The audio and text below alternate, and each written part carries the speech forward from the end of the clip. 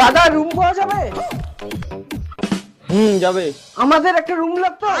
নাম কি? রাকেশ বর্মন। আধার কার্ড দাও। দাদা আধার কার্ড তো আমি নেই। তাহলে কি নিয়ে আসছো? শুধু গার্লফ্রেন্ডকে নিয়ে আসছি। কি তোমরা গার্লফ্রেন্ড বয়ফ্রেন্ড?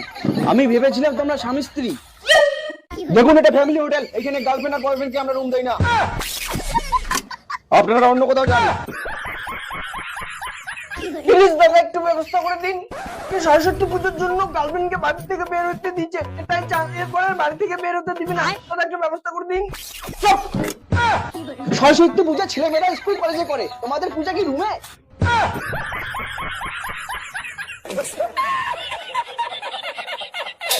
এই তুমি একবার বলো না, তুমি বললে মনে হয় দিবে। দাদা প্লিজ একটু ব্যবস্থা করে দিন না। তোমার তো রুচি ভালো। প্লিজ প্লিজ দাদা একটু ব্যবস্থা করো। আরে বললাম না হবে না, অন্য কোথাও ইয়ে দেখ। দাদা অন্য কোথাও ফাঁকা নাই তো, সব জায়গায় বুক। আপনি একটু ব্যবস্থা করে দিন না। না না ভাই, এখানে হবে না, এটা ফ্যামিলি হোটেল, মানুষ এখানে ফ্যামিলি নিয়ে আসে। দাদা মাত্র 1 ঘন্টার জন্য দিন, আমি টাকাও বেশি দিব। এই তুই কথা বলিস না? বললাম না এটা ফ্যামিলি হোটেল, তোকে আমি রুম দেই আর পুলিশ এসে আমার হোটেলটাকে সিল মেরে দেব।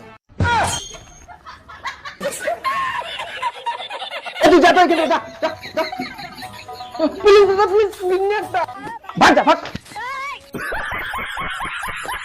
যত সব পুজোর মণ্ডপে না গিয়ে মজা মারতে আসছে। এখন কি হবে? চিন্তা করো কেন বেবি, আমি আছি না। হ্যালো বন্ধু, কই আছিস? বাড়িতে আসি। ঘুরতে যাস নাই? কাকে নিয়ে ঘুরতে যাবো? গার্লফ্রেন্ড তো নাই। তোর বাড়িতে কে কে আছে? আমি একাই আছি। কেন? বেবি চলো, জায়গার ব্যবস্থা হয়ে গেছে। Hello hello hello. এই তোরা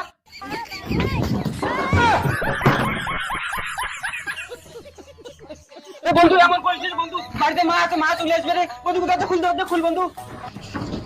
এই অমন কেন আছিস? আরে দরজা বন্ধ কর, ঘর কাই আছে? বন্ধু রে এলা কি করো? ঘর কাই আছে? মা মা ঘর ঢুকিস না, ঘর সাপ ঢুকছে। ঘর সাপ ঢুকতে তাই সাপটাক মারে। দরজা কেন বন্ধ করছিস? যা দোলা।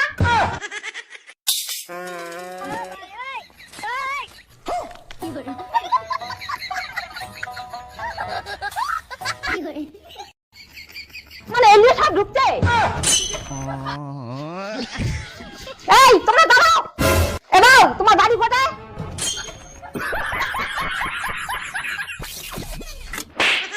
সাপ ঢুকছে, মিথ্যা